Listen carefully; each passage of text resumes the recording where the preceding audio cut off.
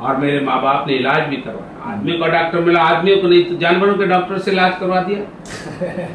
आज जीवित हूँ, शिक्षित हूँ, स्वस्थ हूँ, इसलिए आज यहाँ पे बैठा हूँ और अपने ढंग से अपने परिवार की सेवा कर रहा हूँ, समाज की सेवा कर रहा हूँ, अपने ढंग से राष्ट्र निर्माण में अपना योगदान दे रहा हूँ। आप सोचिए व्यक्ति की क्या व्यथा होती होगी जब मैंने कराया कि भाई तुम इतना क्यों कराए थे, कितना कैसे बढ़ा लिया, तुम्हें कोई डॉक्टर नहीं मिला। कैसा बहुत डॉक्टर मिले, पैसे नहीं थे।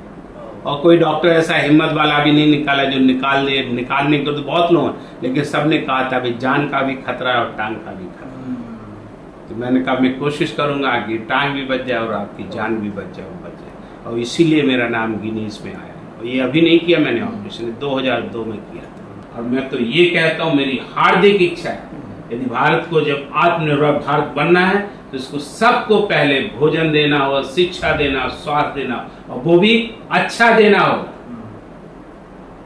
सस्ता देना होगा और एक सा देना होगा। जब सबको मिलेगा तो मैं समझता हूं एक मुर्मू और एक मोदी नहीं, एक गांधी और एक अंबेडकर नहीं, सैकड़ों यहाँ पे मुर्मू, गांधी और मोदी और अंबेडकर पैदा होंगे। यूं तो ये दुनिया बहुत बड़ी है, लेकिन जब कोई व्यक्ति एक छोटे से गांव से निकलकर इस दुनिया को नाप देता है तो ये दुनिया ग्लोब की तरह छोटी और गोल लगने लगती है। और गांव में बैठे बहुत सारे युवा इनकी कहानी से प्रेरणा लेते हैं और ग्लोब के एक हिस्से से दूसरे हिस्से जाकर कैसे वे अपने ख्वाबों को मुकम्मल कर सकते हैं, कैसे सपनों को सजा सकते हैं, और ऐसी कहानियों से उन्हें प्रेरणा मिलती है और वो भी अपने सपनों को मुकम्मल करके ग्लोब के एक हिस्से से दूसरे हिस्से में जाने की हिम्मत जुटा पाते हैं। हमारे साथ हमारे मेहमान बहुत ही प्रेरणादायी, बहुत ही कमाल के orthopaedic surgeon Padma Shri Bhupendra Kumar Singh Sanjay sir हैं। तो सर बहुत बहुत स्वागत है आपका जनता के राज्य। नमस्कार। और सर सबसे पहले मैं आपसे जानना चाहूँगी, बहुत छोटे से गांव से निकले हैं आप, तो पहले तो क्या गांव की यादें हैं और क्या आपने गांव से सीखा है, कैसे गांव से निकले उसके बारे में बताइए। देखिए मेरा मानना है कि गांव तो छोटा नहीं था, हमारा गांव था उसमें 5000 व्यक्ति रहते होंगे। अच्छा। मेरा अपना अंदाज है। और मैं जब पैदा हुआ हूँ और जब मैं स्कूल गया तो हमारे यहाँ एक ऐसा गांव था कि जहाँ पे स्कूल भी था, प्राइमरी स्कूल था, मिडिल स्कूल था और वहाँ पे कन्या पाठशाला भी था। अच्छा। तो मैं सबसे ज्यादा समझता हूँ कि गांव ने क्या दिया, तो गांव ने मुझे शिक्षा दी। यदि वो आज प्राइमरी स्कूल नहीं होता तो हम आज यहाँ नहीं होते। मैं आपको सच, आज भी मैंने छतरपुर यूनिवर्सिटी में एक अभी लेक्चर दे के आया हूँ, तो मैंने उसमें भी यही कहा कि यदि हम में शिक्षा नहीं होती तो हम आज यहाँ नहीं होते जहाँ पहुँच गए। सर, तो प्राइमरी विद्यालयों की जिस तरीके से आज दुर्दशा होती है, या पेरेंट्स अपने बच्चों को कहते हैं प्राइमरी में नहीं पढ़ाना है, और आप बताइए पद्मश्री है, प्राइमरी विद्यालय से पढ़े हैं, तो विद्यालय के बारे में आपका क्या कहना है? देखिए मेरा मानना है कि मैं आपको विद्यालय से जुड़ी हुई कुछ चीजें बताता हूँ कि जो ग्रामीण क्षेत्र से कैसे होती है। मेरा मानना है भोजन, शिक्षा, स्वास्थ्य है वो बुनियादी आवश्यकता है, और यदि इसको कोई ना माने, आप ना माने, तो मैं तो अपना उदाहरण देता हूँ। यदि मुझे भरपेट भोजन न मिला होता तो आज मैं जिंदा नहीं होता।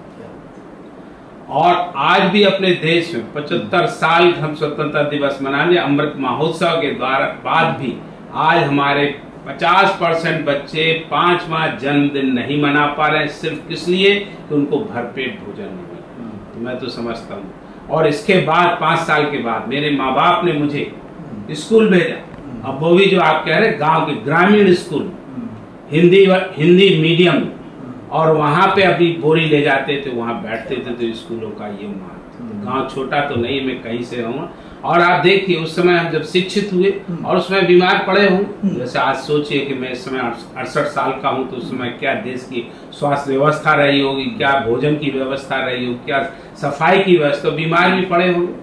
और मेरे माँ बाप ने इलाज भी करवाया। आदमियों का डॉक्टर मिला, आदमियों को नहीं तो जानवरों के डॉक्टर से इलाज करवा दिया।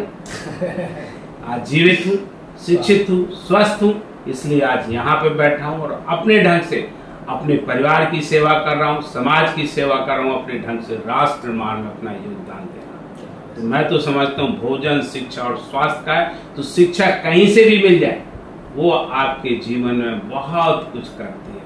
और मैं तो ये कहता हूँ, मेरी हार्दिक इच्छा है, यदि भारत को जब आत्मनिर्भर भारत बनना है तो इसको सबको पहले भोजन देना होगा, शिक्षा देना, स्वास्थ्य देना, और वो भी अच्छा देना होगा,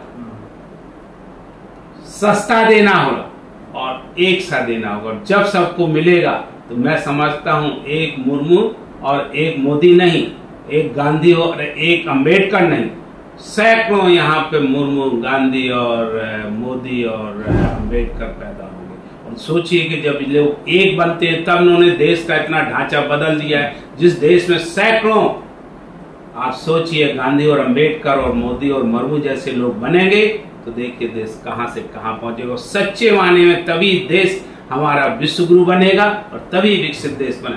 जब तक ये नहीं होता तो मुझे कहने में कोई शर्म नहीं आती, सिर्फ ये दूर की कौड़ी ही रही। कमाल है। बताइए, सर ने शुरुआती शिक्षा बोरी बिछाकर की है। हमारे बुंदेलखंड में विद्यालयों में जब खासतौर पर सर की उम्र के जो लोग हैं वो जाते होंगे और बोरी बिस्तर लेकर, बोरका से पढ़ाई करते होंगे। हमारे बुंदेलखंड में अब तो ये प्रथा नहीं है, लेकिन कभी ऐसे ही पढ़ाई की जाती थी और सर पद्मश्री हैं। बताइए, बोरियों पर बैठकर पढ़े हैं और सर आज पद्मश्री हैं और देश भर में जाने माने जाते हैं। सर, एक आपका जो ऑपरेशन किया था आपने 16.5 किलो, मैंने कई ऑपरेशन किए, लेकिन हाँ 2-4 आपके लिए ऑपरेशन बताता हूँ। मैंने एक ऑपरेशन किया जिसका 16.5 किलो का बोन ट्यूमर था, जांग से निकाला हुआ। मैं समझता हूँ बहुत से दर्शकों ने 16.5 किलो का तरबूज नहीं खरीदा होगा, न कद्दू खरीदा। आप सोचिए व्यक्ति क्या व्यथा होती होगी जब मैंने कराया कि भाई तुम इतना क्यों कराते, कितना कैसे बढ़ा लिया, तुम्हें कोई डॉक्टर नहीं मिला। कैसा, बहुत डॉक्टर मिले, पैसे नहीं थे। और कोई डॉक्टर ऐसा हिम्मत वाला भी नहीं निकाला जो निकालने को तो बहुत लोग हैं, लेकिन सबने कहा था भाई जान का भी खतरा है और टांग का भी खतरा। तो मैंने कहा मैं कोशिश करूंगा कि टांग भी बच जाए और आपकी जान भी बच जाए, और इसीलिए मेरा नाम गिनीज में आया। और ये अभी नहीं किया मैंने ऑपरेशन, 2002 में किया था, अब से लगभग 22 साल पहले। ये तो एक घटना है। दूसरी घटना, हम कुछ ऐसे ऑपरेशन करते हैं जो आपने सुना होगा, कैंसर होता है और कैंसर में जो है टांगे काटी जाती है और टांगे कटने के बाद भी जान चली जाती है। लेकिन मैंने एक ऐसा ऑपरेशन किया, टांग को निकाला, कैंसर की बोन को निकाला, जिसको कहते हैं osteosarcoma of the bone, real cancer होता है। टांग को काटा, उसको छेंच को, उसको निकाला और ऑटोक्लेवर क्या होता है, जिसमें इंस्ट्रूमेंट्स को हम बॉयल करते हैं, जिसको स्लाइस करते हैं, just like a cooker also. तो उसमें डाला, उसको उसमें बॉयल किया। बॉयल करने से होता क्या, जितनी कैंसर सेल्स वो सब खत्म हो जाते हैं। और फिर उसी टांग के टुकड़े को फिर उसी में डाल दिया और वो टांग फिर नॉर्मल हो गई, हड्डी भी बन गया। और वो लड़की आज भी जिंदा है। मैं आपको बताऊं, सुनने में विश्वास नहीं करोगे, वो पिछले हफ्ते मेरे पास आई हुई, बीच बीच में मुझे बात करती रहती है। और उसकी एक अच्छाई बात है कि उसने मेरा नाम पद्मश्री के लिए नामांकित किया था। क्या बात है। जब उसने बड़ी हो गई, उसने कहा मैं शादी कर सकती हूँ। क्यों नहीं कर सकती, कैंसर खत्म हो गया। फिर जब उसकी शादी हो गई, फिर एक बार पूछती कि सर क्या मैं कंसीव भी कर दूं? कंसीव भी कर दूं। आज उसका बच्चा भी है, हमारे पास एक फोटो है उसके साथ। और उसकी जब उम्र थी वो 14 साल की थी। आप अंदाज लगाइए, चूंकि हम तो इस समय दे रहे हैं, उसने हमें एक पत्र भी लिखा, एक कविता भी लिखी है। मैं आप तो इस समय कुछ पंक्तियां भी सर, अगर कुछ उसकी तो मैं नहीं सुना पाऊंगा, लेकिन जो मैंने अपनी लिखी है वो मैं आपको सुना देता हूँ। आपने जो कहा कि मैंने क्या लिखा और क्या सुनाया है, तो मैं आपको कहता भी हूँ, सुनाता भी हूँ। और जो आपने गाँव की बात की, बिल्कुल उसी के परिदृश्य में एक कविता लिखी है जिसका शीर्षक है फैलाव। गांव में पैदा हुआ, वहीं पे पला बड़ा। बचपन से हर दिन मैंने सोना, चांदी, तांबा, पीतल, लोहा, हर धातु को भट्टी में जलते हुए देखा, पिटते हुए देखा और पिटने के बाद फैलकर उसकी पतली चद्दर होते हुए। मैंने केवल देखा ही नहीं, जीवन भर भोगा, और जो भोगा है उसी को रचा। जीवन भर हम जलते रहे, वह पीटते रहे और धातु की तरह हम पिटते रहे, कभी इच्छा से कभी अनिच्छा से। हम चद्दर बनते रहे और इस चद्दर बनने की प्रक्रिया में कुछ लोग हमें संभालते रहे और हम फैलते रहे। और यही फैलाव आज हमें यहाँ ले आया। जो सब आप यहाँ देख रहे हैं, सब इसी फैलाव का परिणाम है। मैं कृतज्ञ हूँ उन सब लोगों का जिन्होंने मुझे संभाला, और उन सब लोगों का भी जिन्होंने मुझे पीटा।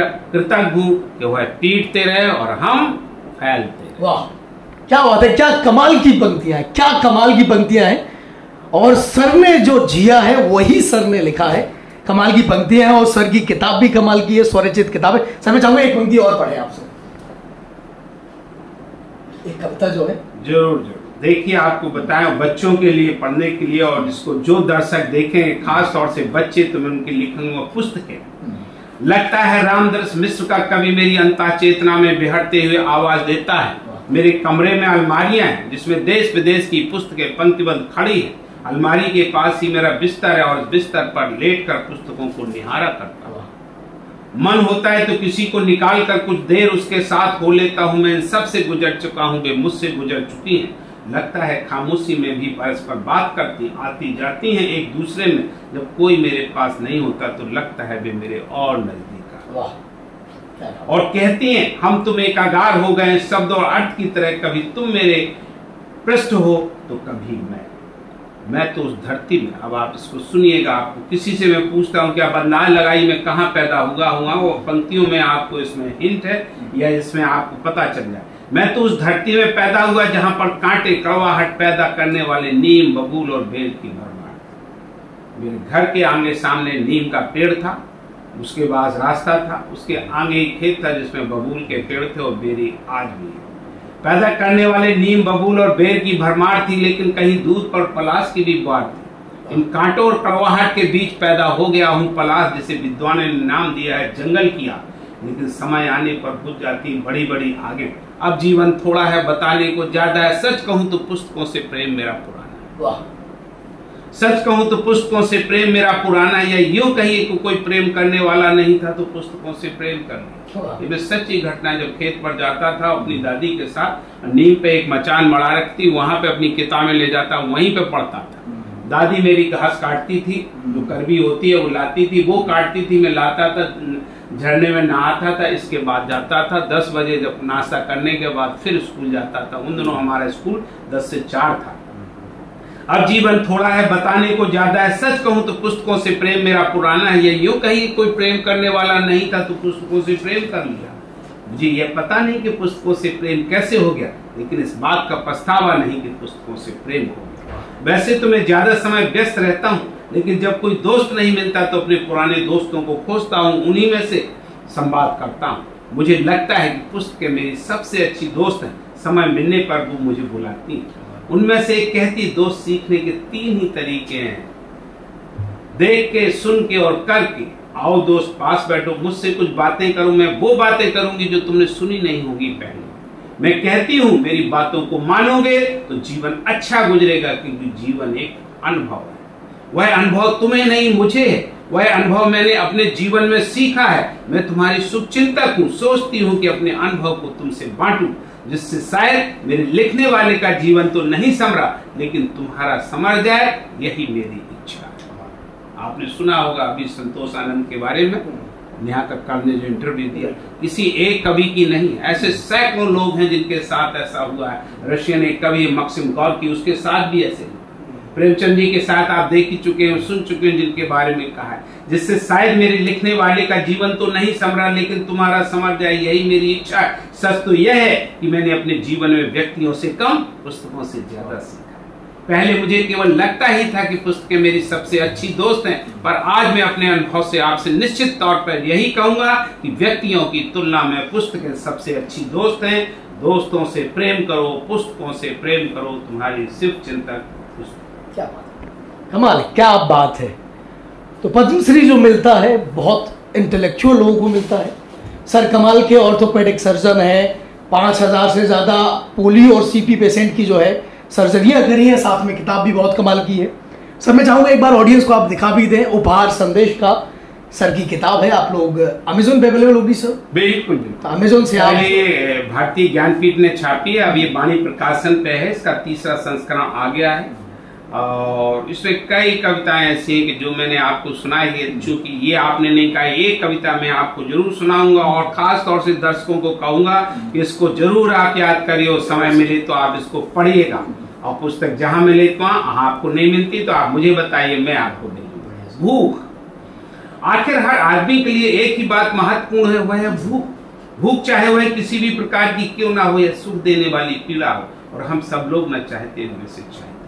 पेट की भूख तो कुछ भी नहीं, खतरनाक होती है पेट के नीचे की भूख या फिर पेट के ऊपर की। यह भूख ही थी जिसने तुलसी और कबीर को महान कवि बना दिया। यदि जो दर्शक समझते होंगे तुलसीदास की कहानी जीवनी पढ़ी होगी तो उनको याद आ गया होगा। और भूख ही थी जिसने तुलसी और कबीर को महान कवि बना दिया, और इसी भूख ने रावण और कुरुवंश का नाश कर दिया। इसी भूख ने रावण और कुरुवंश का नाश कर दिया। जैसा कि अच्छे स्वास्थ्य के लिए डॉक्टर बताते हैं पोषक भोजन करें, उचित मात्रा में करें, उचित समय पर करें, यानी भूख लगने पर ही करें। यह सिद्धांत पेट की भूख के लिए तो कुछ हद तक संभव है क्योंकि यह सीमित है, लेकिन पेट के नीचे की एवं पेट के ऊपर की भूख के लिए नहीं, क्योंकि ये भूखें असीमित हैं, खास तौर से पेट की ऊपर। भूख तन की है, मन के उत्तम स्वास्थ्य के लिए इतनी जल्दी हो इसे मिटाना चाहिए। अब यह प्रश्न है कि किस क्रम से मिटाएं, पेट की भूख, पेट के ऊपर की भूख या पेट के नीचे की। अब यह प्रश्न यह है कि किस क्रम से मिटाएं, पेट की भूख, पेट के ऊपर की भूख या पेट के नीचे की भूख। यदि विज्ञान की बात करें तो किसी भी चीज का केंद्र ही सबसे शक्तिशाली होता है, जैसे कि पेट। यदि ज्ञान की बात करें तो क्या अन्न एवं अन्न के अभाव में प्राण, मन, ज्ञान आदि संभव है? नहीं। शास्त्रों में ऋषि भृगु ने कहा है अन्नम वही प्राणा, अर्थात अन्न से ही प्राण है, या यूं कहिए पेट से ही प्राण है। नीचे वाली चीज को नीचे ही छोड़ दें, क्योंकि पेट के नीचे की भूख तो कुछ समय के बाद यदि खत्म नहीं हो जाती तो उसका प्रभाव तो कम हो ही जाता है, यदि मिटा नहीं देते तो कम ही कर देती है। क्योंकि शायद प्रकृति ने ही इसे नीचा रखना चाहा और हम प्रकृति से वैर ना लें, क्योंकि प्रकृति ही सबसे महान है। अल्लाह अकबर, गॉड इज ग्रेट, ईश्वर के आगे किसी की नहीं हो सकती। और फिर केंद्र से ऊपर भी तो एक शक्ति होती है जो नीचे के भूखों को नियंत्रित करती है। यदि हम वैज्ञानिक सिद्धांत की बात करें तो भूख क्या है? किसी चीज का इंटेक, लेकिन जब इंटेक होगा तो आउटपुट तो होगा ही। आउटपुट का मतलब है उत्सर्जन। जीवन में उत्सर्जन भी महत्वपूर्ण है, और उत्सर्जन के परिणाम देखें तो पेट की भूख का उत्सर्जन जानवरों के, पेट की भूख का उत्सर्जन जानवरों के लिए, पेट की नीचे का भूख का कुछ व्यक्तियों के लिए, और पेट की ऊपर की भूख का उत्सर्जन महत्वपूर्ण होता है कई पीढ़ियों के लिए, जैसे कबीर, तुलसी, कालिदास आदि का उत्सर्जन। अंत में यह निर्णय आप पर छोड़ता हूं कि आपके लिए कौन सी भूख कितनी महत्वपूर्ण है, क्योंकि जीवन के रण में निर्णय ही कर्म है, अर्थात जैसा करोगे वैसा फलोगे। आपके उज्ज्वल भविष्य के लिए हमारी शुभकामनाएं। बहुत धन्यवाद सर, कमाल की पंक्तियां थी, और मैं ऑडियंस को भी चाहूंगा कि किताब मिलती है सर कि जरूर पढ़ें, उपहार संदेश का।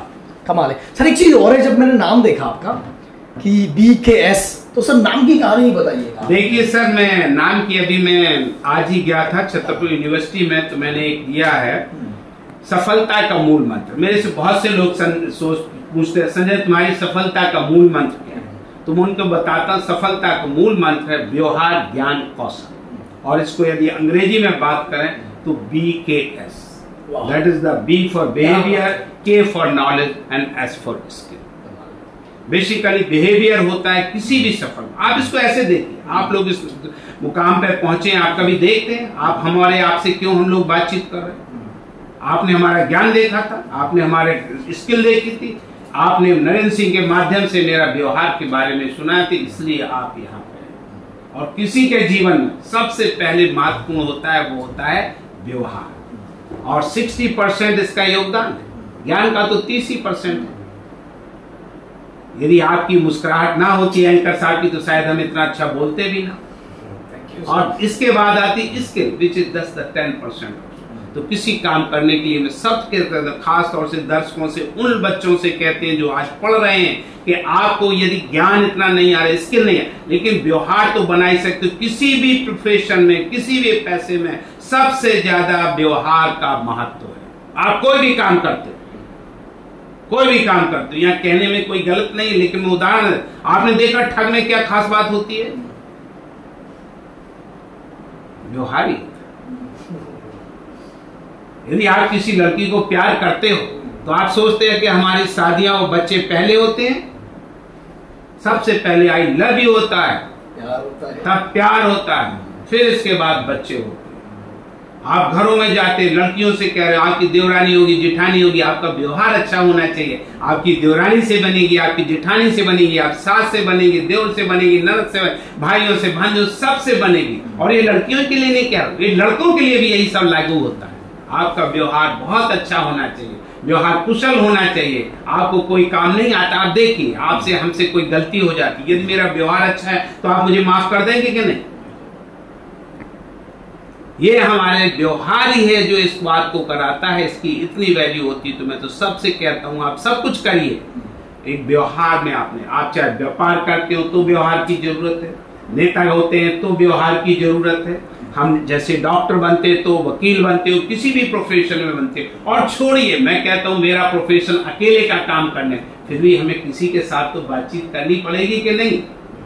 जब तक हम व्यवहार कुशल नहीं होंगे वो व्यक्ति हमारे से बात ही नहीं करेगा, और जब व्यवहार ही नहीं होगा तो संवाद नहीं होगा। और संवाद के बिना किसी भी आदमी, यदि किसी का मूल मंत्र है तो संवाद ही है, क्योंकि संवाद से ही उन्नति होती है और इसी से अविनति होती है। इसी में हम एक इसमें कविता ऐसी लिखी हुई, उसका आप देखेंगे कि आप उसमें अंदाज लगा सकते हैं कि हमने क्या लिखा। देखिए, इसमें हमने एक कविता लिखी है, एकदम मुझे याद सर। क्या और भी किताबें हैं इसके अलावा? ये मैंने एक और लिखी, इसमें इंग्लिश की बुक भी रखी है। अच्छा। वो भी आप निकालिए, वो भी मैंने अभी उसको लिखा है।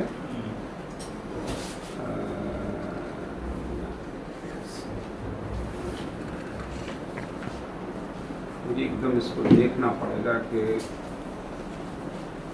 तो सर की एक और किताब है from the pain of surgeons, और सर के द्वारा लिखी है, साथ में डॉक्टर, मेरा बेटा है डॉक्टर गौरव संजय, मेरे बेटे हैं, ऑर्थोपेडिक सर्जन हैं।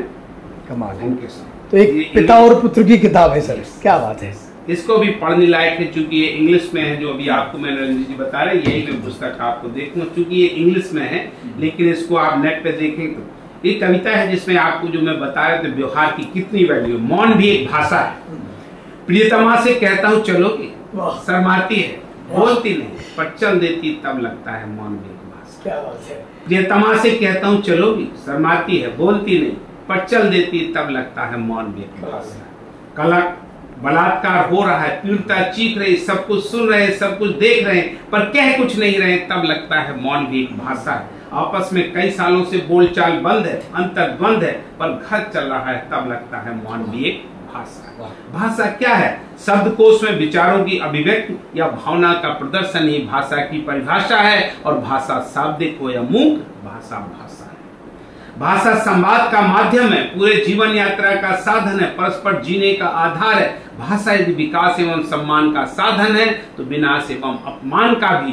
भाषा ही हम सबके भविष्य की रचयिता है। भाषा ही हम सबके भविष्य की रचयिता है, क्योंकि भाषा कारक है हर घटना की। महाभारत के वर्णन में यज्ञसेनी कृष्णा के कर्कश शब्दों में अंधे का पुत्र अंधा कहना भी भाषा है, और कृष्ण के मुख सुदर्शन चक्र से सूरज को ढकना भी भाषा है। तब लगता है मौन भी एक भाषा है। महाभारत की युद्ध में कृष्णा की शाब्दिक भाषा महाभारत की नींव है, तो कृष्ण की मूक भाषा महाभारत का अंत। तब लगता है मौन भी एक भाषा है। हाँ, पर मौन कभी भाव की स्वीकृत है तो कभी भाव की अस्वीकृत, पर मौन भी एक भाषा है। हाँ, मौन भी एक भाषा। भाषा भी एक व्यवहार का बहुत बढ़िया कंपोनेंट है। यदि किसी से गलती हो जाती, मैं कभी आपको बताऊं, कुछ शब्द ऐसे हैं कि जिनको आदमी को बिल्कुल अपने अंदर रखना चाहिए और हमेशा उनको इस्तेमाल करना चाहिए। जैसे आपको बताऊं, यदि किसी ने मुझे, क्या आपको धन्यवाद बोलना चाहिए कि नहीं? यदि हम धन्यवाद बोलेंगे तो आप प्रभावित होंगे कि नहीं? यदि मुझसे कोई गलती हो गई और मैंने माफी मांग ली तो आप प्रभावित होंगे कि नहीं? लोगों को इसी बात में कहने में शर्म है। हम ऐसे लोगों को जानते हैं जो गलती करने पे भी अपने मुंह से कभी सॉरी नहीं बोलते। आपका कितना से अच्छा काम करते कभी धन्यवाद नहीं बोलते। आप समझते हैं शब्दों की कितनी वैल्यू? सिर्फ थैंक यू बोलने से, सॉरी कहने से, आई लव यू कहने से आपकी दुनिया ही बदल जाती है। आपने गलती कर दी, सॉरी बोल दी, तो आप देखिए सड़क दुर्घटनाओं पे बोलते, रोड रेस का आपने किस्सा सुना होगा। मैं रोड रेस पे, रोड सेफ्टी के ऊपर कम से कम 25 सालों से मैं काम कर रहा हूँ। और आपको रोड रेस में होता कैसा, हमसे गाड़ी आपसे लग गई, गलती से भी लग गई, मैं कहता हूँ इसमें कितना हो यदि हमने उसी बात को, अरे तुम्हारी गलती, हमारे यार किसी एक की गलती है, और यदि मेरी गलती नहीं थी मैंने मान ली तो कोई बड़ी आफत आ गई क्या? लेकिन आप देखिए इतने से करने से हमारी कितनी समझ, यदि बात तू मैं पे आ जाती है, घूसे लात तक आ जाती है, और कई बार तो है गोली तक भी आ जाती है। तो गाली गलौज और गोली, जब गोली चल जाती तो आप अंदाज लगाइए। और एक ऐसे कई उदाहरण हैं हमारे देश में जो अभी आपने देखा होगा। हमारे एक देश के बड़े महान क्रिकेटर थे, उनके साथ क्या हुआ आप अंदाज लगा सकते। तो रोड रेज एक ऐसी घटना है, क्योंकि ये तो बातों बातों में आ गया, एक आम बात है, सड़कों में कहीं ना कहीं कुछ हो रहा है। हाँ, कुछ लोगों का ऐसे होता है एग्रेसिव, और है क्या road rage? This is again व्यवहारिक समस्या है, दिस इज बिहेवियर प्रॉब्लम। यदि मुझे गुस्सा आती है तो ये मेरी बिहेवियर प्रॉब्लम, हमें किसी बात पे गुस्सा आ जाती है, बिहेवियर प्रॉब्लम। क्या हम इनको सुधार नहीं सकते? व्यवहार को बनाया भी जा सकता है, बिगाड़ा भी जा सकता है, ये सिर्फ एक आदत है, ये सिर्फ एक आदत है। तो बहुत सी चीजें हैं व्यवहार से इसमें संबंधित होती हैं, और मैं तो कहीं से कहीं आप पूछने कुछ आए थे, हमने बोल नहीं, बहुत बहुत मजा आया सर, बहुत। आप इसमें देखिए पन्ना ही पलट गया, इसमें देखिए आप सब शब्दों का क्या है। किसी भी बात पे कहने में शब्दों का जो प्रभाव होता है वो सिर्फ 7% होता है, 38% होता है facial expression and 55% body language. तो आप समझिए शब्दों का जो प्रभाव है वो सिर्फ 10% से कम है, और इसे कविता में लिखा है जिसका शीर्षक है अक्षर। I love you baby, I love you baby. अक्षर तो वही है, आंखें बदलती हैं, पर आंखें बदलने से अर्थ बदलते हैं। I love you. बहुत से लोग इसका अर्थ नहीं समझ पाते हैं और यूं ही समझते हैं, अरे सर तो ऐसे ही कह देते हैं। मैं दोबारा सुनाता हूं, इसका शीर्षक है अक्षर। I love you baby. अक्षर तो वही है, आंखें बदलती हैं, आंखें बदलने से अर्थ बदलता है। I love you baby. बाप भी अपनी बेटी से आई लव यू कहता है, पति भी अपनी पत्नी से आई लव यू कहता है, और बहुत से लुच्चे लफंगे लोग भी सड़क पे लड़कियों से आई लव यू कहते हैं। तीनों का अर्थ अलग अलग है, तो शब्द वही है लेकिन अर्थ। बस मैंने बहुत कुछ इसमें लिखा हुआ, एक परिवार के नाते से, चूंकि अब कविताओं की बात नाता जो ना होता तो क्या होता, बस इतना ही होता, कोक सूखी होती, घर सूना होता, ना हम होते ना आप होते। नाता जो ना होता तो क्या होता, बस इतना ही होता, कोक सूखी होती, घर सूना होता, ना हम होते ना आप होते। यदि नाता ना होता तो ना आता कोई ना जाता। नाता ही तो है जो है मिलन का कारण, जो नाता होता ना नाती होते, ना ही होती पोतियां। बट नाता जो ना होता तो करते भी क्या, जीवन बेरस होता। नाता जो ना होता तो करते भी क्या, बस जीवन बेरस होता हम सबका। लेकिन नाता ही तो है सुख दुख का कारण, लेकिन नाता ही तो है सुख दुख का कारण। बुद्ध ने खोजा है नाता कारण और फल का। बुद्ध ने कहा है कारण है तो फल है, यदि कारण ना होता तो फल ना होते। इन फलों के रसों ने ही तो घोला है जीवन में रस, कुछ खट्टा कुछ मीठा। ये रस ही तो हैं जो देते हैं हमें जीवन का आनंद, और आनंद पाना ही हर जीव की अभिलाषा। शास्त्रों में लिखा है आनंदी ब्रह्म है, आनंद के कारण ही हम हैं, आप हैं, नाते हैं। नातों के फलों के रसों का आनंद लें, और शास्त्रों में कहा गया है रसो वैशा, अर्थात सारा अस्तित्व रस है, आनंद है। जिसे नातों का रस प्राप्त होता है वह आनंद को प्राप्त करता है। पर आनंद का नाता भी तो नातों से है, पर आनंद का नाता भी तो नातों से है। नातों को जीवित रखें विज्ञान के ढंग से। जीवित और अजीवित में अंतर है हलचल का, हलचलती ही तो है जीवित होने का लक्षण, और नाते ही देते हैं जीवन में हलचल। हलचल ही तो है जीवित होने का लक्षण, और नाते ही देते हैं जीवन में हलचल। हाँ, पर हलचल सीमित हो, नियंत्रित हो तो है चाल, यानी कि विकास भारत। यदि हलचल असीमित हो, अनियंत्रित है तो है भूचाल, यानी कि विनाश, महाभारत। नाता व्यक्ति से हो या प्रकृति से, जब नाता व्यक्ति से छूटता है समाज टूटता है, जब नाता प्रकृति से छूटता है व्यक्ति टूटता है, हो जाता है पंच तत्व में विलीन। ओम शांति शांति शांति। क्या बात है सर, लिखने का मौका कब मिल जाता है आपको, कब लिख पाते? देखिए आपने कहा सर लिखने और पढ़ने के लिए समय की किसी को बाध्यता नहीं होती, कहते जरूर है, चूंकि लिखने के लिए कोई इसमें ऐसी कोई चीज ही नहीं लिखी है, ये सिर्फ जीवन का अनुभव है।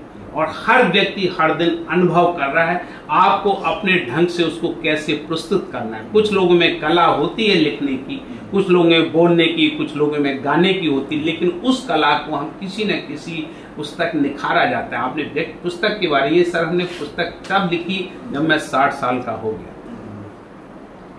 और उसको लिखने में, उसको प्रिंट करने में पूरे मुझे 5 साल लगे। उसका कारण जो आपने कहा कि इतना समय नहीं है, लेकिन हाँ इतना समय तो रहा कि जो कोई काम इसको 1 साल में कर या 5 महीने में कर देता, मेरे जैसे आदमी ने 5 साल में कर दिया।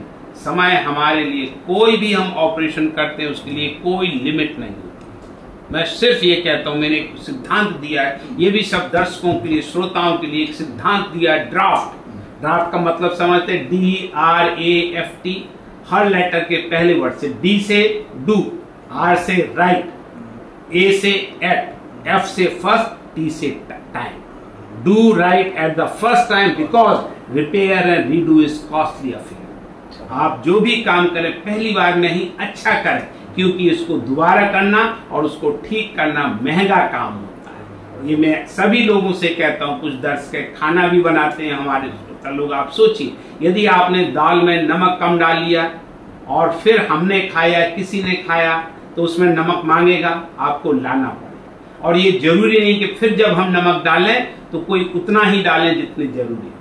तो हमने आपके बनाने के बाद हम डालेंगे तो खराबी होना बहुत अच्छा नहीं हो। क्यों? आप हमसे अच्छा खाना बनाते हैं। तो हर व्यक्ति जो भी काम करता है पहली बार में अच्छा करे। मैं अपने ऑपरेशन का मैंने सिद्धांत बना लिया है, हम ऑपरेशन को तब तक फिनिश नहीं करते जब तक हमें ये ना लग जाए परफेक्ट। कभी हमारे यहाँ टाइम का, अरे भाई 15 मिनट में ऑपरेशन कर, 1 घंटे में, अरे भाई क्या आफत आ गई, हमने 1 घंटे का ऑपरेशन यदि 3 घंटे में कर लिया, बहुत ज्यादा आफत आ गई। This is the perfection which matters. Yes, of course it is in the optimum time. लेकिन जितना जरूरी उतना, ये नहीं कि हमें जल्दबाजी है। नो, हम हर काम को आपको उस तरह से करना चाहिए कि जिससे काम आपका रिकॉर्डिंग हो रहा है। क्या फर्क पड़ता है, एक बार में एक तरफ से लो, 2 तरफ से, चाहे कितना फर्क पड़ता है। एक आपने गलती कर दी है तो डॉक्यूमेंट और इट वंस फॉर एवर, आप इसमें अंडू नहीं कर सकते। Once you uploaded on that, आपको कोई है इसमें। तो इस सब लोगों को मैं कहता हूं कि do right at the first time, and that's why I give in the principle of the draft principle. तो ऐसे बहुत सी चीजें आती, बहुत सी हम ऐसे देते रहती हैं। हमने दूसरी पुस्तक में है, चूंकि ये इंग्लिश में है, लेकिन इसमें बहुत से ऐसे, इसमें 102 कॉलम लिखे हुए, हर कॉलम अपने आप में एक अलग है। ये भी प्रभात प्रकाशन वालों ने छापी हुई है। ये चूंकि इंग्लिश में है लेकिन आजकल ट्रांसलेट हो जाती है। इसमें बहुत सी ऐसी चीजें एक गद्य के फॉर्म में है, कॉलम्स है, और रिलेटेड टू द भोजन, शिक्षा, स्वास्थ्य, सोशल समस्याएं, जैसे अभी आप कह रहे थे, इसमें हमने लिखा हुआ है। कई चीजों में लिखा है। हम इसके टाइटल ही आपको पढ़ाएं तो इसमें बहुत अच्छे अच्छे टाइटल हैं। अब देखिए, आज सड़क दुर्घटनाएं होती हैं, आप सोचते हैं किसी को पनिशमेंट ऐसे ही मिलना चाहिए कि भाई जहां चालान की 500 रुपए की जरूर 500 रुपए लगते हैं और हम कहते हैं भाई यार 10,000 5,000 ले यार, मुझे छुट्टी कर, सारा ऐसा होना चाहिए। नो, ये punishment is not painful. How can it be punishment? सजा वो होनी चाहिए दर्दनाक हो, उसके लिए नहीं बल्कि सुनने वालों के लिए। इसमें इस तरह का भी एक लिखा हुआ। आप सोचते हैं सर, आपको इसी बारे में आपको नहीं लगता है ड्राइविंग हमें सीखनी चाहिए? हम लोगों से कितने लोगों को किसी ने ड्राइविंग सिखाई है, या सिर्फ ऐसी गाड़ी पकड़ ली, हिट एंड ट्रायल में हिला दिया, कभी इधर हिला दिया, कभी इधर? क्या ऐसा होना चाहिए? हमारे देश में हजारों लाखों इंस्टीट्यूशन है। आज हम आपको बताएं, हमारे यहाँ 650 मेडिकल कॉलेज हैं। आप ये बताइए कितने ड्राइविंग, आज क्या किसी आदमी का काम बिना ड्राइविंग के हो सकता है? या तो आप गाड़ी को खुद ड्राइव करोगे या कोई आपको ड्राइव करेगा। और इतनी महत्वपूर्ण ट्रेनिंग को, शिक्षा को हम नहीं दे रहे। आप सोचिए सर, पायलट को बनाने में कितना खर्च करती है सरकार? कौन लोग पायलट बनते हैं? नेवी का जो शिप चलाते हैं या जो पानी के शिप चलाते हैं, वो कैप्टन बिना पढ़े लिखे होते हैं। सड़क पे गाड़ी चला रहा बिना पढ़ा लिखा आदमी, नशेड़ी आदमी सब। पायलट के लिए उसको परमिटेड नहीं है कि वो दारू पी के पायलट बने। लेकिन यहाँ बोतल पैक ही छोड़ो, यहाँ बोतल पी के सड़क पे चल रहे हैं और पीने के बाद ये नहीं पता चलता सड़क कहाँ है, गटर कहाँ है। आप अनुभव देखिए, और देखिए ड्राइविंग जैसी शिक्षा नहीं दे पा रहे, कितना टाइम लगता है। अभी कुछ दिन पहले सर हम फिक्की के एक प्रोग्राम में गए थे, डेट हम एग्जैक्टली नहीं बता पाएंगे, आज से 15 दिन हो गए, महीने भर। ये गडकरी साहब के अपने शब्दों में है कि हमारे यहाँ कितने फोर्ज सर्टिफिकेट ड्राइविंग लाइसेंस बन रहे हैं। उन्होंने अपने शब्दों में घटना बताई कि हमने महाराष्ट्र में मुख्यमंत्री का या परिवहन मंत्री का खुद वहां से पैसे दे के किसी के बिहार पे की ऐसी प्रैक्टिस चल रही थे, उनके ड्राइविंग लाइसेंस उनके यहाँ रख दिए कि देखिए साहब हमारे प्रदेश में ये हो रहा है। ऐसा होना चाहिए क्या? जिसको चाहे उसको, कि पैसे वाले अपनी BMW का आपने सुना ही है, पुनः स्पोर्ट्स कार का, उसका हमने इसमें एक आर्टिकल लिखा है, अभी आपको बताए देते हैं क्या उसके आर्टिकल में इसमें होगा, जरूर होगा। उसके बाद ही लिखा है, ये छपने के बाद लिखा है उसमें। अच्छा, रोड सेफ्टी पे अक्सर आप सर चर्चा, रोड सेफ्टी पे हम सर बहुत हमने this I have done at least हमने 200 से ज़्यादा फ्री पब्लिक अवेयरनेस दिए, फ्री हेल्थ कैंप करते रहते। मैंने एक्चुअली में देखें आपको बताऊं मैं क्यों इसका दुख होता है। मैं खुद ऑर्थोपेडिक सर्जन हूँ, मुझे अब 45 साल हो गए ऑर्थोपेडिक सर्जरी के देखते हुए, और ऐसी दुर्घटनाएं देख के बहुत दुख होता है सर। आप सोचिए ऐसी कई घटनाएं हैं जिनको हम जानते हैं कि आप सोचिए किसी घर में लड़का है अपनी शादी का निमंत्रण देने जा रहा था फियांसी को बिठा के, और वो मुझे निमंत्रण देने आया, कहता साहब मैं चूंकि प्रोफेसर हेड था तो उसे वो जानता था, तो कह रहे सर आप हमारी शादी में आए। मैंने भी उससे प्रॉमिस कर दिया कि मैं आऊंगा। जिस दिन वो गया दूसरे दिन अखबार में पड़ा कि उसका एक्सीडेंट हो गया, एक की डेथ हो गई। आप सोचिए कोई लड़की शादी से पहले विधवा हो जाए, उस माँ बाप के ऊपर क्या, उस लड़की के ऊपर क्या गुजरती, उस माँ बाप के ऊपर क्या गुजरती। और आप सोचिए शादी के बाद यदि लड़के की डेथ हो जाए, जो अभी हम आपको बता रहे, हमारे पास परसों एक पेशेंट आई थी, उसका मैंने घुटने का ऑपरेशन कर दिया। तो मैंने ऐसे पूछा तुम्हारे हस्बैंड क्या करते हैं? कहती मेरे हस्बैंड ही। क्यों? कहती मेरी शादी के 4 साल के बाद उसके हस्बैंड की डेथ हो गई। वो ड्राइवरी करता था, 4 धाम यात्रा में जा रहा था, किसी सवारी को छोड़ के रात में लौट रहा था, और रात में लौटने के बाद उसकी गाड़ी पलट गई, वहां पे उसकी डेथ हो गई। उससे तो सुबह बताया। वो कहती मेरे साथ मेरा जो बेटा था, सबसे छोटा बेटा जो आपकी बिल्कुल शकल का, आपकी उम्र का था इस समय 20-22 साल, वो कहता मेरा बेटा 1.5 साल का था। उसके बाद देखिए उसे क्या है कि जब वो विधवा हो गई शादी के 4 साल बाद, वह जो नौकरी करने गई, ये सच्ची किस्सा सुना रहा हूं। मैं हरिश्चंद्र के खानदान का नहीं हूँ, लेकिन झूठ कम से कम बोलता हूँ कि मुझे सच्चे किस्से इतने आते हैं कि उन्हीं का नहीं, हमारा वो नहीं पड़ता है। आप सोचिए उसके लिए। तो उसने फिर मुझसे कहा, कहती सर जब मैं नौकरी करने गई, क्योंकि हमारे पास कुछ नहीं था, तो पता उसका जेठ कहता ना इसको नौकरी के लिए ना भेजो। आप मतलब समझ गए। तब उसका कहता मेरी ससुर है, उसने हमें अरेंज कर नहीं जाओ, जिसको बिगड़ना होता वो वैसे नहीं। और हम यहाँ पे कहने में मुझे कोई समय हकीकत कहता हूँ कि रणा तो रहना चाहती, लेकिन पड़ोसी रहने दें तब ना। तो ये ऐसी घटनाएं हैं, किसी के साथ भाई की डेथ हो गई, आप बताइए वो बहन कैसे अपने किसको राखी बांधेगी? किसी भाई की लड़की बहन खत्म हो गई, बताइए वो किससे राखी बंधवाएगा? तो एक जो समाज ही नहीं इससे हो रहा, इससे गरीबी बहुत बढ़ रही सर। गरीब आदमी गरीब हो जाता है, अमीर आदमी गरीब हो जाता है। यदि हमारे आपके साथ किसी के घटना, आपकी आमदनी तो खत्म हो गई, अस्पताल में खर्चे और लग गए। लड़के अब सीपी पोलियो वाले लंगड़े नहीं हो रहे हैं सर। अब जो लंगड़ाहट आ रही है वो सड़क दुर्घटनाओं के कारण लोग लंगड़े हो रहे हैं। और हम रोज ऐसे किस्से देखते रहते हैं सर, रोज ऐसे किस्से देखते रहते हैं। फिर लड़के कहते साहब टीड़े हो रहे हैं, और एक्सीडेंट से लड़के लंगड़े हो रहे हैं और लड़कियां लूली हो रही हैं। वही लड़के लड़कियां जो स्कूटर पे बाइक पे बैठ के भुर भुर करके जाते हैं ना, वो पहले जाते तो एक्सीडेंट के बाद सर शादी तो छोड़ो, बातचीत भी नहीं होती। किसी बूढ़े आदमी के बच्चे की डेथ हो जाए, आप समझिए। अभी आपने जो एक्सप्रेस वे पे घटना घटी थी जिसमें 4 लड़के थे, 35 साल के थे, BMW चला रहे थे। उसमें कहता 200 था, एक लड़का उसमें कहता अरे यार और बढ़ाओ 300 तो करो। वो साहब थी, और किस बात पे करो? कह रहा सर्विस में हमने 50,000 खर्च किए हुए हैं। फेसबुक पे वीडियो पड़ा हुआ था। अरे जब 50,000 भाई तुम्हें 50,000 खर्च करने मरने के लिए खर्च किए। और हुआ वही अंतर, वो 4 लोगों की डेथ हो गई।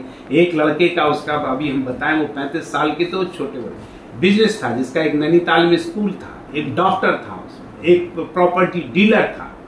3 की उसमें शादी हो गई थी, एक की शादी नहीं हुई। एक लड़के का अकेला लड़का था वो, एक लड़के की जिसकी डेथ हो गई, उसका 4 साल का बच्चा है। अच्छा, कारण क्या देखते हैं सर आप? कारण सर दुर्घटनाओं का कारण है चालक की लापरवाही, नेग्लिजेंस ऑफ द ड्राइव। 90% सड़कें हैं, गाड़ियां हैं, ये तो सर सेकेंडरी चीजें 10%। भले ही कोई कुछ कहे, मैं आपको एक कारण बताता हूं। देखिए हम लोग गांव के परिदृश्य से, क्या बरसात में हम मेड़ पे कभी नहीं चले? क्या पानी भरने पे हम उस गली से निकले नहीं? क्या हम डूब गए, उस नदी में बह गए? क्योंकि हम सावधानी रखते।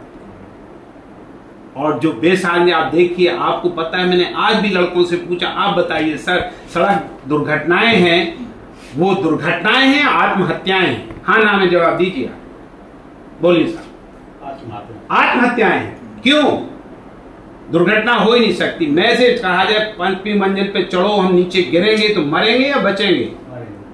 जब हमें ये बात पता नहीं कि हेलमेट नहीं लगाएंगे, चोट लगी, हेड इंजरी होगी तो मर जाएंगे।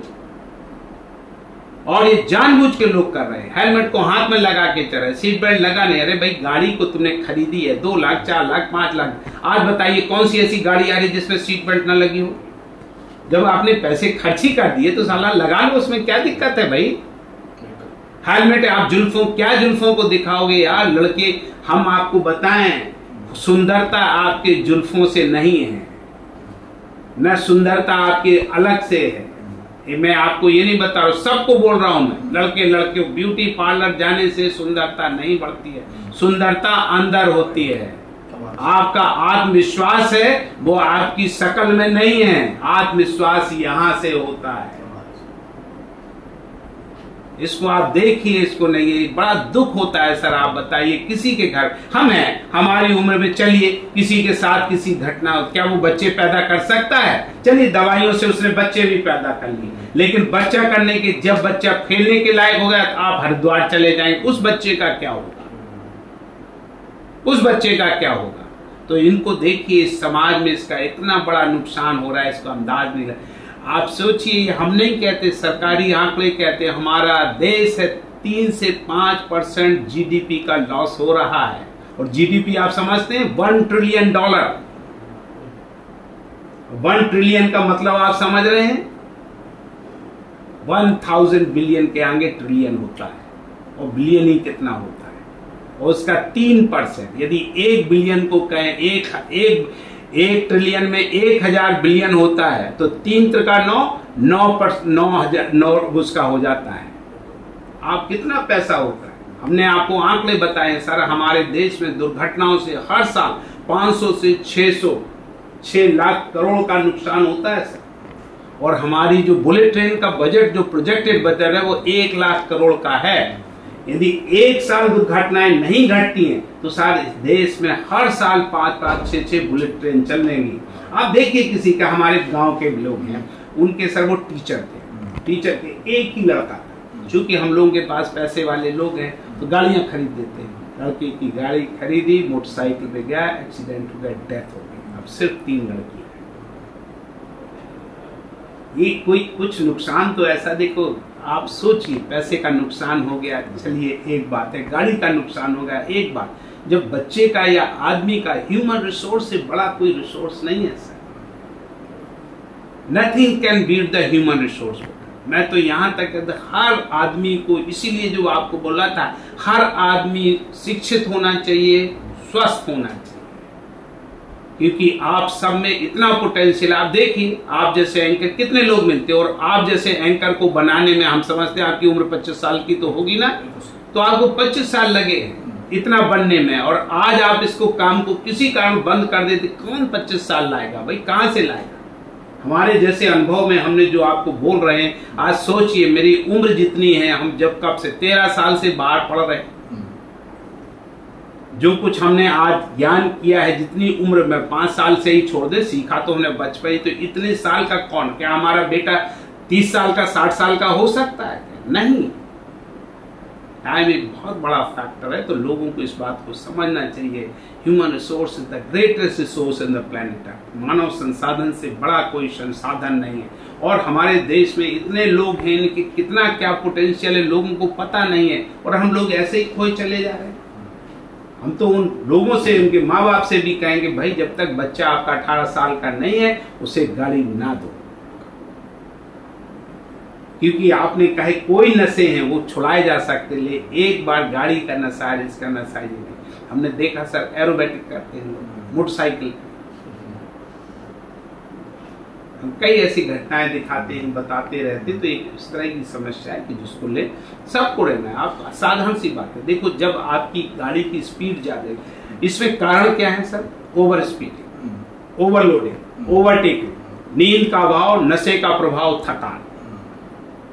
ड्राइवर्स को लगता है अरे भाई एक साहब को छोड़ाएंगे, दूसरा कर लेंगे, और 4000 रुपए, बस यही लालच हो जाता है।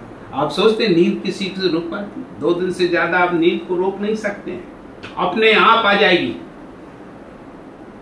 अपने। और यदि आप एक्सीडेंट फ्रैक्शन ऑफ सेकंड्स में होते सर। चलिए आपको एक साधारण सा बताते हैं, श्रोता भी। यदि हमारी कार 60 किलोमीटर पर आवर की स्पीड से चल रही, मतलब 60 किलोमीटर प्रति घंटे चल रही, तो 1 मिनट में कितने किलोमीटर चलेगी? 1 किलोमीटर। और 1 किलोमीटर में होते 1000 मीटर। और 1000 मीटर को यदि आप सेकंड्स में गिने तो 1 सेकंड में हम 15 मीटर चल लेते हैं। और 15 मीटर का मतलब आप समझते हैं सर? 15 मीटर का लोगों के पास घर नहीं है। 50 फुट 15-45 आराम से देंगे तो 50। कितने लोगों के 50 फुट के घर नहीं। इतनी देर में हम 3-4 सेकंड में फुटबॉल का जो ग्राउंड होता है उतना हम क्रॉस कर लेते हैं। Accidents happen the fraction of seconds. यदि आपने ब्रेक लगाने में, ब्रेक आपका सेकंड्स में नहीं, हम यूं पलक झपकते, जितनी देर में आप फोन में आता मैसेज आता है कि मैं देखूं, उतने दिन में जब फोन निकालें जेब से और फोन निकालने के बाद देखें और सिर्फ हाय हेलो करें, उतने में 3 सेकंड हो जाते हैं, उतने में एक्सीडेंट्स होता है। किसी से भी आप पूछिए, it happens in the fraction of seconds, पल भर में हो जाते हैं हमारे लिए। अब देखिए ये फोन है, एक नई जानलेवा बीमारी है। स्टैटिक्स बताता है सर, जब दुर्घटना घटती है मोबाइल पे फोन यदि आप एक्सीडेंट करते इस पे जाते हैं तो इसमें एक्सीडेंट होता है तो 40% मरने की संभावना है।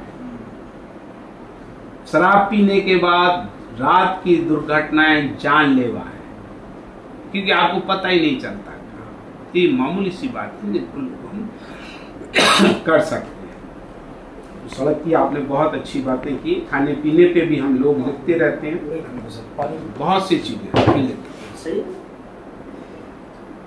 हाँ सही है, कई बार हम स्वयं करते रहते हैं। मैंने जो अभी यूनिवर्सिटी है तो मैं जबकि आ रहा था तो मैंने जो प्रोफेसर सुबह तिवारी से उनसे कहा कि हम आ रहे हैं और आप कहें तो हम आपसे मिल लेंगे और अपना अनुभव साझा कर दें। तो सी एग्रीड इजीली, मतलब उन्होंने कहा डॉक्टर साहब आप आइए।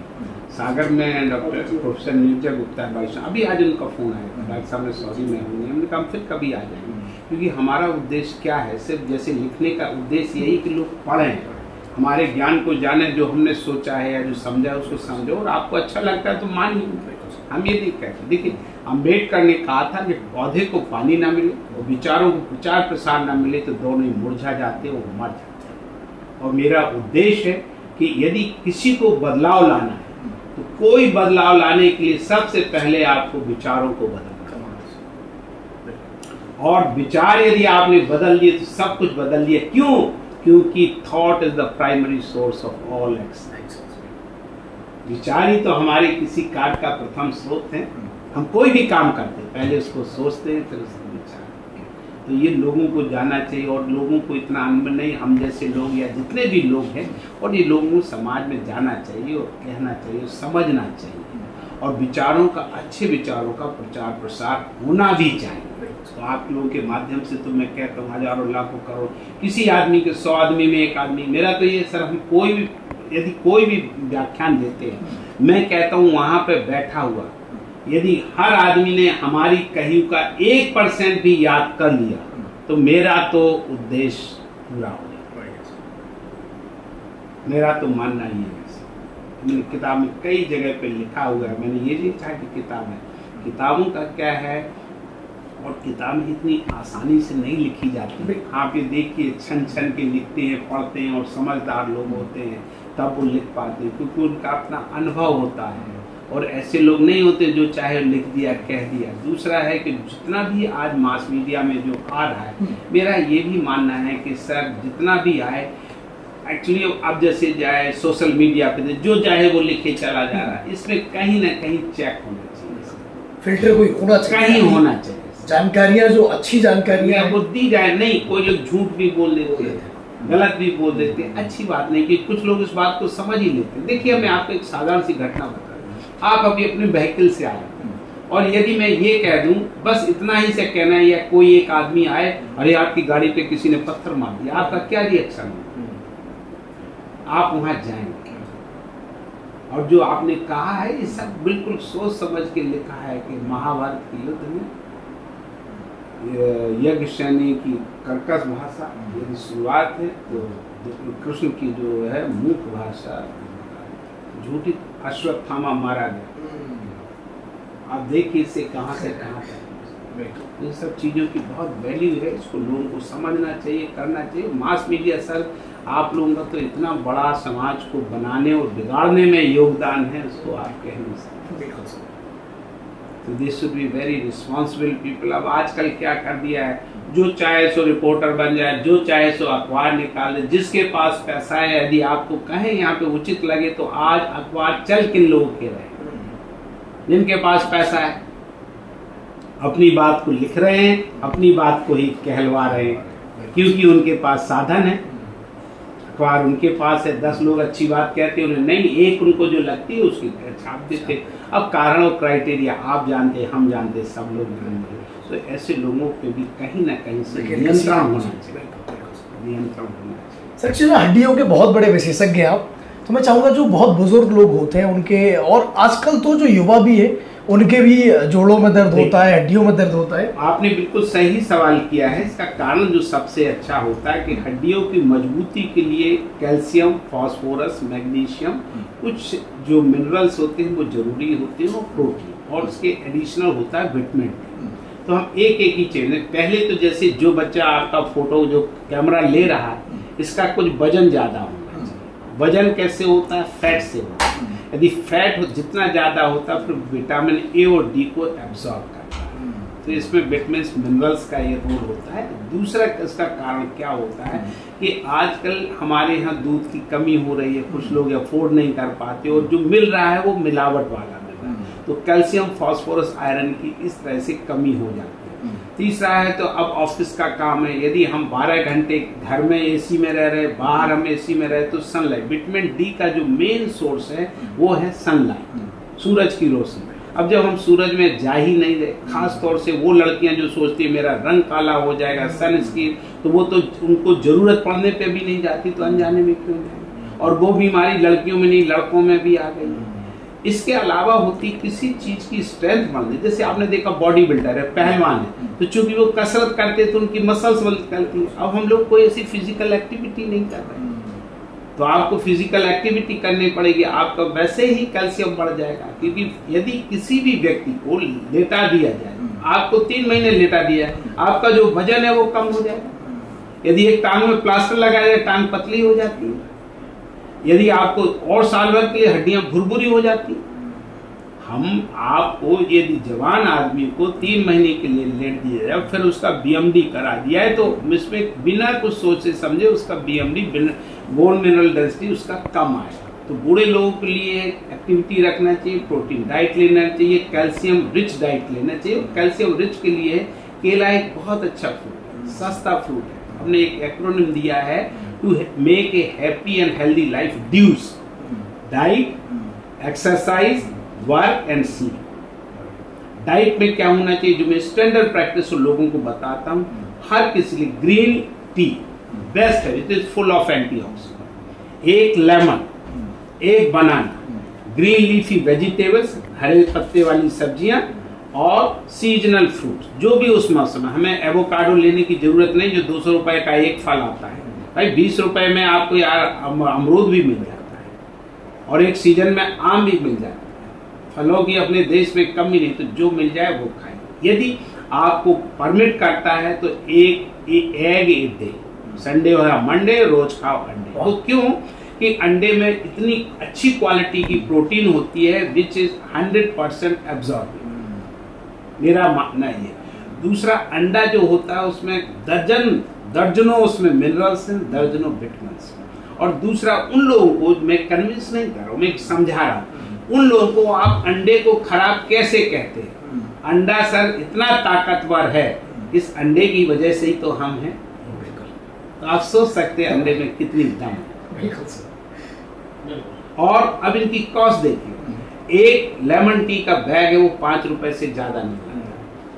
एक लेमन है वो 5 रुपए से, केला है वो 5 रुपए का, मुट्ठी भर हरे पत्ते की सब्जी 5 रुपए की आ जाएगी। वो सस्ता फल सीजन वाला 5 रुपए का ही मिल जाएगा और अंडा भी 5 रुपए का आता है। तो यदि मैं कहता हूँ इनको 6 चीजों को ले लिया 5 से का 30 रुपए में आपको बहुत अच्छा, यदि आप रोज खाएंगे, इसके अलावा जो आपको खाना है इतना खाएंगे तो आपको डॉक्टर के पास जाने की जरूरत है। तो सर ने किफायती और बहुत कमाल की डाइट भी आपको बता दी है कि आपको अपनी हड्डियों को कैसे बेहतर रखना है, आप बेहतर रख सकते हैं। और सर कैसा लगा आपको स्वामी ब्रह्मानंद नगर राठ आकर, कैसा महसूस? मुझे तो बहुत अच्छा लग रहा है। मैं तो अपने आप को बहुत गर्व महसूस कर रहा हूँ और बड़े मेरे लिए आनंद के क्षण है जब से इन्होंने, नरेंद्र जी ने मेरे लिए कहा कि मुझे आना है। तो मैं इनके बारे में बहुत हाई स्कूल में पढ़ता था, 71 में जब इलेक्शन हुए तो तभी इनका नाम सुना था कि कोई MP हो रहे हैं, और इससे ज़्यादा तो मुझे ज्ञान नहीं था, लेकिन हाँ आते जाते इनके बारे में बहुत सुन चुके थे। तो भाई ये तो बहुत एक महान आत्मा थे। और मैं तो उनको कल मैं आपको लिखा है वो बताऊंगा कि भाई वो तो अपने भगवा वस्त्रों में एक संत ही नहीं थे। मैं आपको सच्चे माने में बताऊं, जो मैंने एनालाइज किया है और जो अभी नरेंद्र जी ने बताया कि उन्होंने छुआछूत के लिए क्या किया, तो मैं तो ये कहूँगा भाई हमारे बुंदेलखंड के लिए तो स्वामी ब्रह्मानंद जी गांधी ही थे, जिन्होंने हमारे राष्ट्रपिता गांधी ने जितना छुआछूत के लिए या जो देश में बुराइयां चल रही थी, जितना हम पढ़ते हैं, क्योंकि मैं यहाँ पैदा हुआ, बड़ा पला हुआ, तो यहाँ पे लड़ाई तो एक आम बात है। और लड़ाई को कम करने के इन्होंने जो मंत्र दिया कि भाई तुम लोग लड़ रहे हो तो ये लड़ाई वाला सामान, जमीन मुझे दे दो, आपको क्यों वकीलों को देते हो, स्कूलों को दे दो, तो इससे अच्छा पुण्य का काम क्या हो सकता है, मैं तो समझूंगा। और ऐसे लोग, मैं तो कहता हूँ कि हमारे इस बुंदेलखंड क्षेत्र में एक ही स्वामी ब्रह्मानंद क्यों, जब एक स्वामी ब्रह्मानंद ने इतना बड़ा साम्राज्य खड़ा कर दिया शिक्षा का, तो मैं तो चाहता हूँ, मेरा तो शुभकामनाएं भी हैं और हार्दिक इच्छा है कि ये ऐसे स्वामी समय समय पर इस बुंदेलखंड के क्षेत्र में पैदा होते रहे, तो यहाँ का सूखा भी कम हो जाएगा, तबाही भी कम हो जाएगी। क्योंकि जब शिक्षा लोगों के पास होगी, मेरा मानना है शिक्षा सब समस्याओं का हल है। गरीब हो या अमीर, हर आदमी को अच्छी शिक्षा लेनी चाहिए। मैंने कल आप भाषण में देखेंगे, अब देखिए दुर्भाग्य क्या हो रहा है, पढ़े लिखे लोग, गरीब आदमी तो कम से कम कुछ लोग शिक्षा की वैल्यू समझ रहे, पढ़े लिखे लोग भी आज शिक्षा, उस शिक्षक की वैल्यू नहीं समझ रहे। आलीशान मकान बना रहे, बड़ी बड़ी गाड़ियां खरीद रहे, लेकिन लड़कों बच्चों को अच्छी शिक्षा नहीं दे रहे, अच्छे शिक्षक नहीं ढूंढ रहे। ये बड़े दुर्भाग्य की बात है। मैं तो कहूँगा कि यहाँ भी ऐसी समृद्धि आए कि जिससे लोग शिक्षित बने। और बच्चों से भी, सब दर्शकों से, श्रोताओं से अनुरोध करूँगा, आग्रह करूँगा कि बेटा नॉलेज इज पावर, आपको हर हालत में शिक्षा को ग्रहण करना चाहिए। मैं तो आज भी बच्चों से कह के, यदि आपको टीचर गाली भी देता, गुस्सा भी करता, मारता भी, पीटता भी, डांटता भी, तब भी आप उससे शिक्षा लें, क्योंकि डांटता कौन है? जो आपका शुभ चिंतन। तो जो शिक्षा है किसी को, मैं तो आज यहाँ बैठा भी सर शिक्षक, इस किताब में कहीं कहीं जगह जगह हम, चूंकि ये नई बुक है तो मैंने इसमें लिख रखा है, यदि मैं आज यहाँ पे हूँ तो किसके कारण? सिर्फ शिक्षकों के कारण। मैंने ये लिख रखा। अच्छा, आपने भूमिका में आपने शिक्षकों का भी जिक्र किया। मैं पुस्तक अपनी पुरानी लाते तो हम आपको इसमें, क्योंकि हमने इसमें लाइन लगा रखी है, देखिए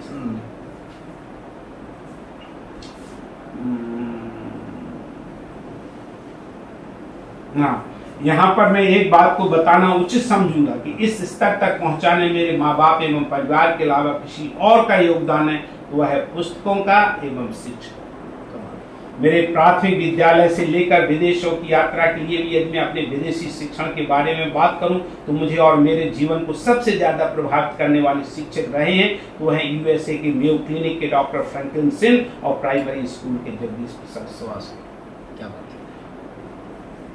और उन्होंने कई लोगों के लिए, यदि मैं अपने देश के शिक्षकों की बात करूं तो जिन शिक्षकों ने मेरे जीवन में बदलाव लाए हैं, उन्होंने प्राइमरी स्कूल के जानकी प्रसाद सरौलिया, मिडिल स्कूल के परशुराम और सफदरजंग अस्पताल के डॉक्टर गीता सुपाल, एम्स नई दिल्ली के doctor PK Dave, doctor Gopal Krishna विश्वास। मैंने इसमें शिक्षकों की, मेरा मानना है मेरे जीवन में नहीं बल्कि सभी के जीवन में पुस्तकों और शिक्षकों का बहुत महत्व है।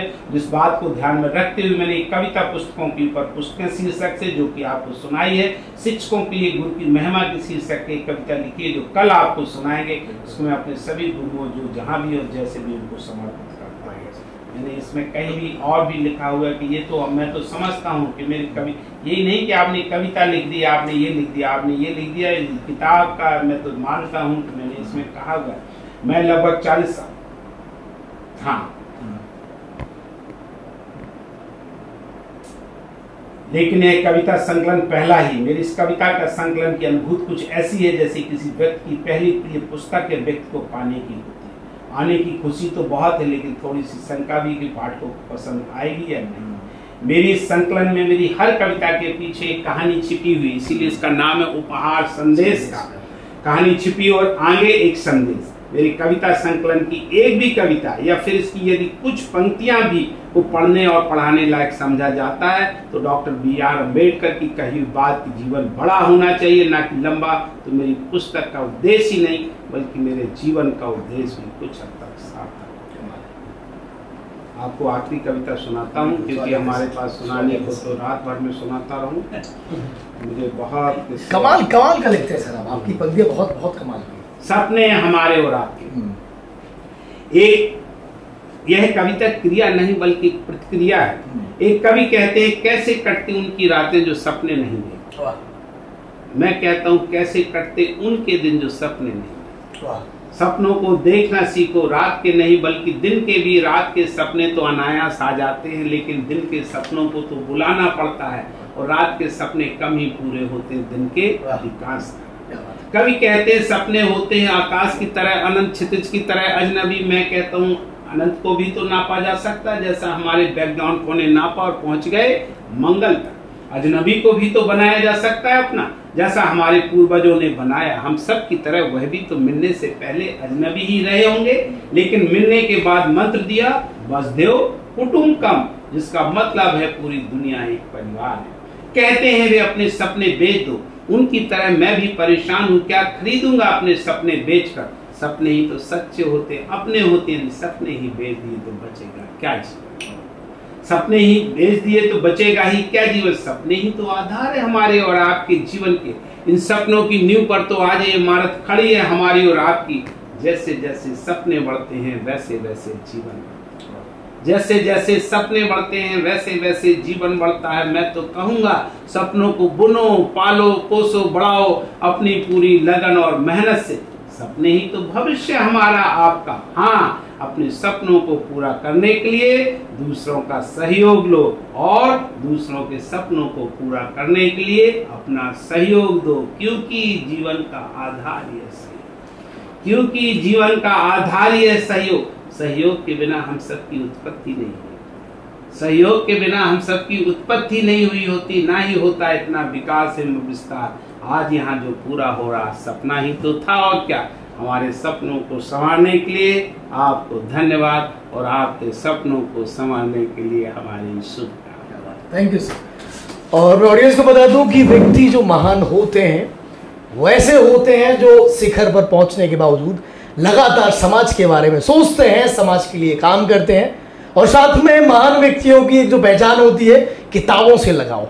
तो सर को किताबों से बहुत लगाव भी है और सर ने ये किताबें भी लिखी हैं। और सर के साथ मुझे लगता है, मैं आया था कि आधे घंटे सर से बातचीत होगी और लगभग 1 घंटा कब पूरा हो चुका मुझे लगता है पता ही नहीं चला हम लोगों को। तो सर बहुत बहुत धन्यवाद हम लोग को ज्ञानवर्धन करने के लिए और इस स्वामी ब्रह्मानंद नगरी रात में पधारने के लिए। Thank you sir.